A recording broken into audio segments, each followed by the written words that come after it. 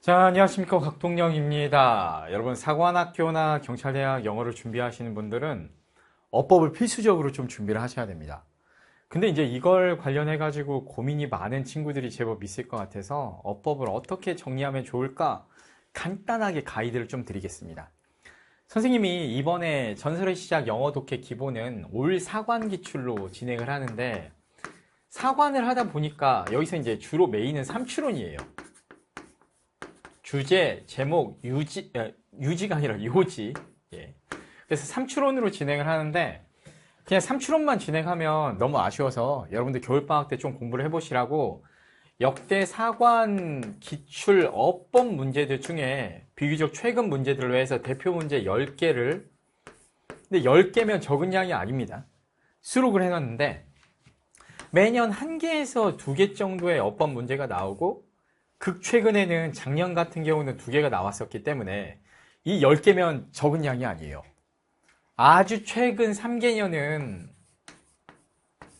여러분들께서 불굴의 용기에서 실전 모의고사로 풀어보시라고 그 문제는 건들지 않았고 그 이전 과정에 있었던 문제 중에서 좋은 문제 10개를 추려놨습니다. 최근 문제로.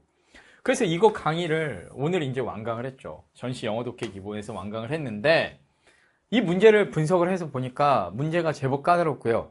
제법 까다롭지만 수능 어법 문제랑 비교를 했을 때 유독 뭔가 다르고 더 어렵냐라고 하면 아니야. 최근 수능 시험이나 평가원에 나오는 포인트들이 거의 그대로 나와요. 그러다 보니까 어법 문제를 내가 꼭 해보고 싶다. 근데 왜냐면 해야 돼요.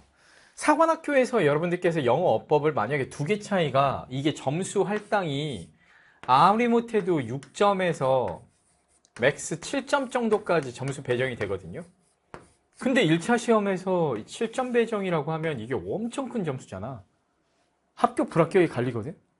근데 준비를 아예 안 한 사람하고 얘를 미리 준비한 사람하고 7점 정도 차이가 날 수 있다고 하면 네, 여러분 뭐 이런 느낌이죠.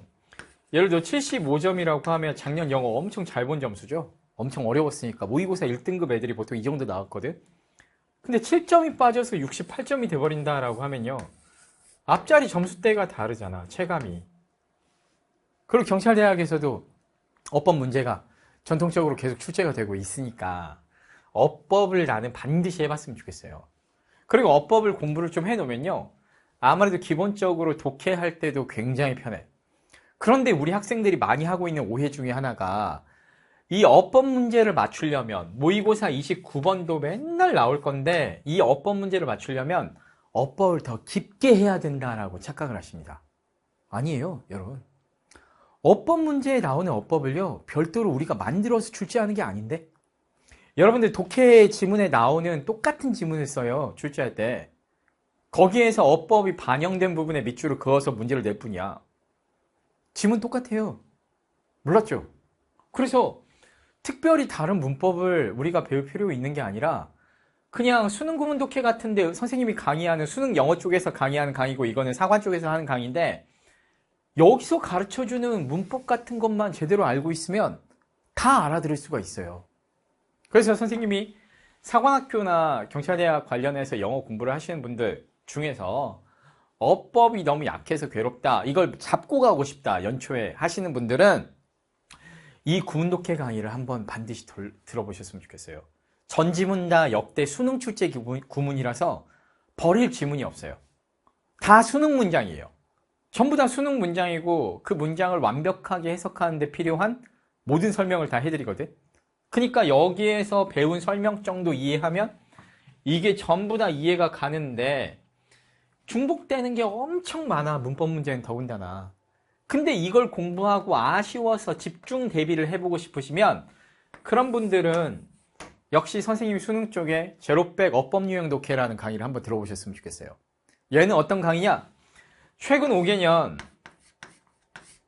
평가원 교육청 수능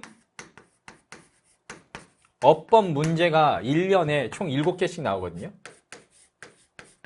그래서 35문제를 총정리해놨고 문장 하나하나 다 설명을 했어요. 완전 자세하게. 거르는 거 없이. 거기에다가 밑줄 안 그어져 있는 것도 중요 문법은 다 설명을 해놨어요. 엄청 상세하게. 내가 생각할 때 진짜 불쌍할 정도로 열심히 해놨어.